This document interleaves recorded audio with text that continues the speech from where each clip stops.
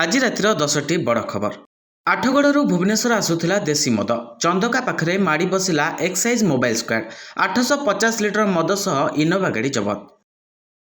ରାଉରକେଲାରେ ଶୁଆ ରାକେଟ ଠାବ। ବେଆଇନ ଚାଲାଣ ବେଳେ ମାଡ଼ି ବସିଲା ବନ ବିଭାଗ। 72ଟି ଜଙ୍ଗଲି ଶୁଆ ଜବତ ହୋଇଛନ୍ତି। ଏହା ସହ 2 ଜଣଙ୍କୁ ଗିରଫ କରି କୋର୍ଟ ଚାଲାଣ କରିଛି ବନ ବିଭାଗ। ମୁମ୍ବାଇର ରେଳ ଧାରଣାରେ କାମ କରୁଥିବା ବେଳେ ମାଡ଼ିଗଲା ଲୋକାଲ ଟ୍ରେନ୍। ଚାଲିଗଲା 3 କର୍ମଚାରୀଙ୍କ ଜୀବନ। ମା ଧାମରାଙ୍କୁ ପୂଜା କରୁଛନ୍ତି ବିଧବା କୈବର୍ତ୍ତ ମହିଳା। ମନସ୍କାମନା ପାଇଁ ଅର୍ପଣ କରନ୍ତି ମାଟି ଘୋଡ଼ା। ଉପରେ କୁଣ୍ଡା ଭିତରେ ଗଞ୍ଜେଇ। ଏକଦମ ପୁଷ୍ପା ଷ୍ଟାଇଲରେ ହେଉଥିଲା ଚାଲାଣ। ମାଲକାନଗିରି ପଟୁ ମୋଟୁ ଯାଉଥିବା ବେଳେ ଟ୍ରକକୁ ଧରିଲା ପୁଲିସ। ଭୁବନେଶ୍ୱର ଏମ୍ସରୁ ପରୀକ୍ଷାମୂଳକ ଡ୍ରୋନ୍ ସେବା। ସଫଳ ହେଲା ଡ୍ରୋନ୍ ଟ୍ରାଏଲ୍। ଡ୍ରୋନ୍ ଯୋଗେ ମେଡିକାଲରେ ପହଞ୍ଚିଲା ରକ୍ତ। ଫିଲ୍ମ ଅଦୃଶ୍ୟର ସୁଟିଂ ସାରି ଫେରୁଥିବା ବେଳେ ଘଟିଲା ଅଘଟଣ। ଓଲଟି ପଡ଼ିଲା କାର୍, 3 ଜଣ ଆହତ। ପ୍ରେମିକ ସହ ବିବାହ କରାଇ ଦେବାକୁ ମା ସମଲେଇଙ୍କୁ ଚିଠି ଲେଖିଲେ ପ୍ରେମିକା। ଓଡ଼ିଶାର ପ୍ରମୁଖ ପୀଠ ସମ୍ବଲପୁର ବାସିନୀ ମା ସମଲେଇଙ୍କୁ ଜଣେ ଭକ୍ତଙ୍କର ଏଭଳି ଚିଠିରେ ଆକୁଳ ନିବେଦନ ଘଟଣା ସାମ୍ନାକୁ ଆସିଛି।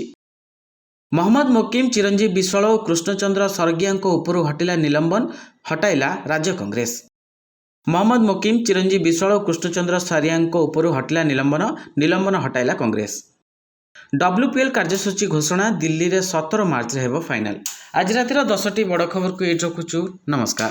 ମୋବାଇଲ ଫୋନ ଓ ସାଙ୍ଗସାଥୀ ଆପଣଙ୍କ ପିଲାଟିର ପାଠପଢ଼ା ଓ କ୍ୟାରିୟରକୁ ପ୍ରଭାବିତ କରୁଛି କି?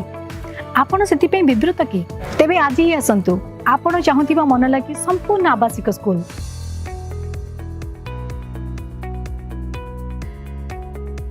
TSG ଗୁରୁକୁଲ, ଗୋଠପାଟଣା, ଭୁବନେଶ୍ୱର।